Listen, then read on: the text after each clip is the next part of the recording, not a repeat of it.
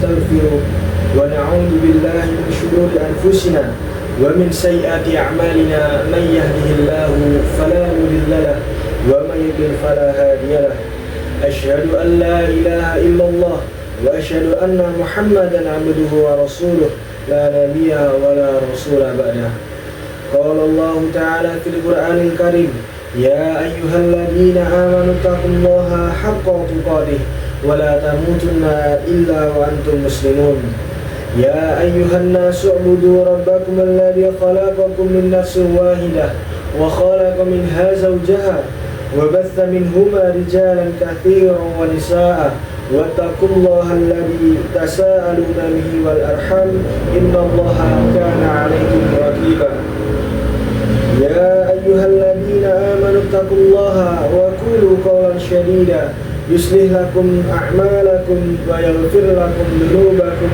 ومن يطع الله ورسوله فقد فاز فوزا عظيما فإن أصدق الحديث كتاب الله وخير الهدي هدي محمد صلى الله عليه وسلم وشر الأمور محدثاتها وكل محدثات في الدين بدعة وكل بدعة ضلالة وكل ضلالة في النار. Ma'asyiral muslimin jamaah Jumat rahimakumullah. Puji syukur marilah kita panjatkan kehadirat Allah Subhanahu wa taala. Dialah zat yang maha tinggi dan maha agung, yang membenci sifat kesombongan. Salawat serta salam semoga senantiasa tercurah limpahkan kepada junjungan kita Nabi Agung Nabi Muhammad sallallahu alaihi wasallam, manusia yang paling mulia namun paling rendah hati. Selanjutnya, melalui mimbar ini khatib mengajak diri pribadi dan seluruh jamaah untuk senantiasa meningkatkan ketakwaan kita kepada Allah Subhanahu wa taala. Takwa yang diwujudkan dengan cara membersihkan hati dari segala penyakit, terutama penyakit kesombongan, karena sesungguhnya Allah Subhanahu wa taala tidak menyukai orang-orang yang sombong. Ma'asyiral muslimin jamaah Jumat rahimakumullah. Kesombongan adalah penyakit hati yang paling berbahaya. Ia adalah dosa pertama yang dilakukan oleh makhluk kepada Allah Subhanahu wa taala, yaitu ketika iblis menolak untuk bersujud kepada Nabi Adam karena merasa dirinya lebih baik.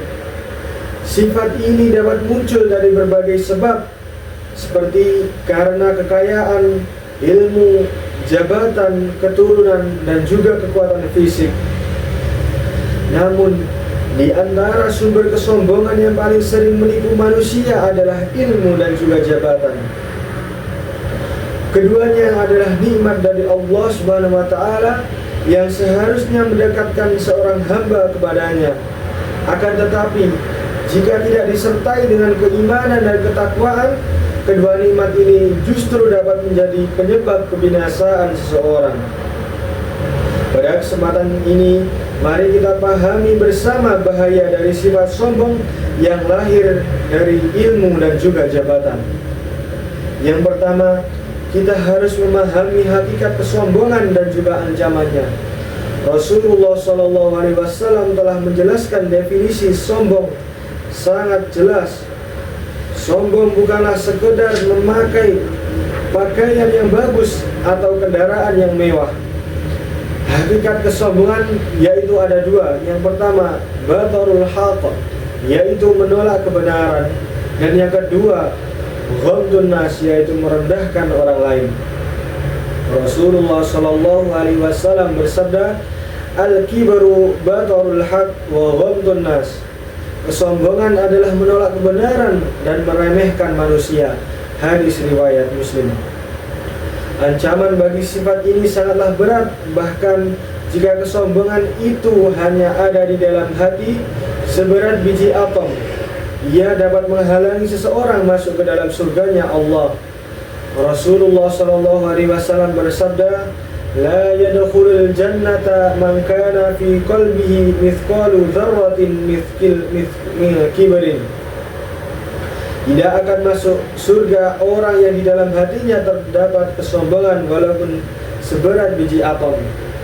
Hadis riwayat Muslim. Kedua, Ma'asyiral muslimin, bahaya sombong karena ilmu. Ilmu seharusnya membuat seseorang semakin rendah hati dan semakin takut kepada Allah. Namun, jika tidak dijaga dengan keikhlasan, ilmu justru menjadi alat bagi syaitan untuk menumbuhkan kesombongan manusia. Orang yang sombong karena ilmu akan merasa dirinya paling pandai. Ia akan meremehkan pendapat orang lain, sulit menerima nasihat, dan menggunakan ilmu untuk berdebat demi mencari kemenangan, bukan kebenaran. Contoh paling nyata dari makhluk berilmu yang dibinasakan oleh kesombongan adalah iblis. Iblis tahu siapa Allah, namun ilmu tidak menghalanginya untuk bersikap sombong. Allah Subhanahu wa taala berfirman dalam surat Al-Baqarah ayat 34, "Wa idz qulna lil malaikati isjudu li Adama fasajadu illa iblis aba wastakbara wa kana minal kafirin." Dan ingatlah ketika kami berfirman kepada para malaikat, sujudlah kepada Adam, maka sujudlah mereka kecuali iblis. Ia enggan dan takabur, dan ia termasuk golongan orang-orang yang kafir. Rasulullah SAW juga memperingatkan bahwa salah satu golongan yang pertama kali dihisab dan dilimparkan ke neraka adalah seorang yang berilmu, yang mana tujuan belajarnya hanya agar disebut sebagai orang alim dan orang pandai oleh manusia. Yang ketiga, bahaya sombong karena jabatan. Jabatan adalah sebuah amanah dan kekuasaan yang bersifat sementara. Godaan terbesar dari sebuah jabatan, ia dapat membuat pemiliknya merasa lebih tinggi dan lebih berkuasa daripada orang lain. Orang yang sombong karena jabatan akan cenderung sewenang-wenang terhadap bawahannya, tidak mau mendengar masukan, dan juga menggunakan posisinya untuk kepentingan pribadinya. Contoh puncak dari kesombongan karena kekuasaan yaitu Fir'aun. Karena kekuasaannya yang begitu besar, ia sampai berani mengaku bahwa dirinya itu adalah Tuhan. Allah Subhanahu wa taala mengabadikan ucapan Fir'aun dalam Quran surat An-Nazi'at ayat 24. Faqala ana rabbukumul a'la. Seraya berkata, akulah Tuhanmu yang paling tinggi.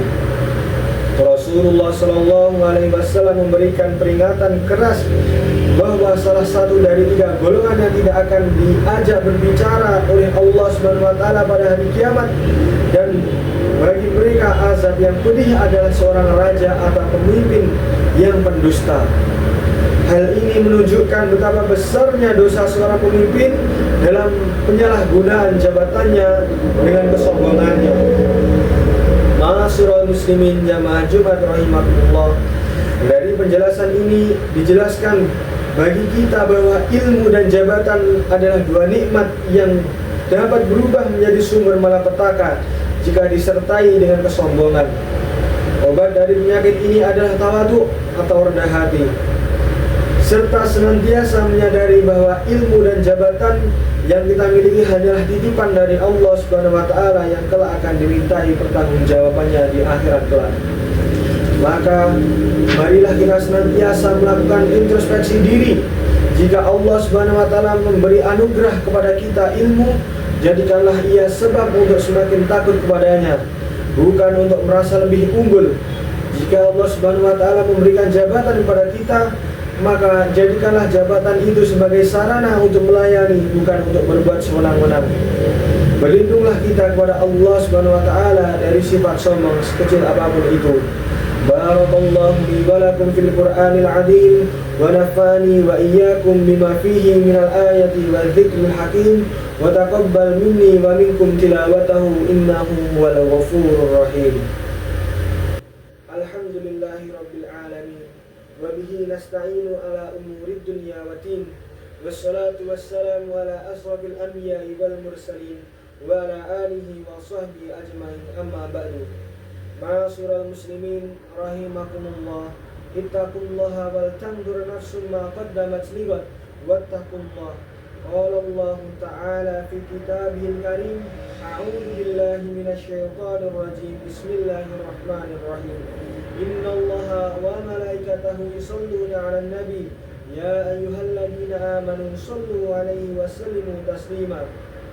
الحمد لله رب العالمين، والصلاة والسلام على نبينا محمد وعلى آله وصحبه أجمعين، ورضى عنا معهم برحمتك يا أرحم الراحمين.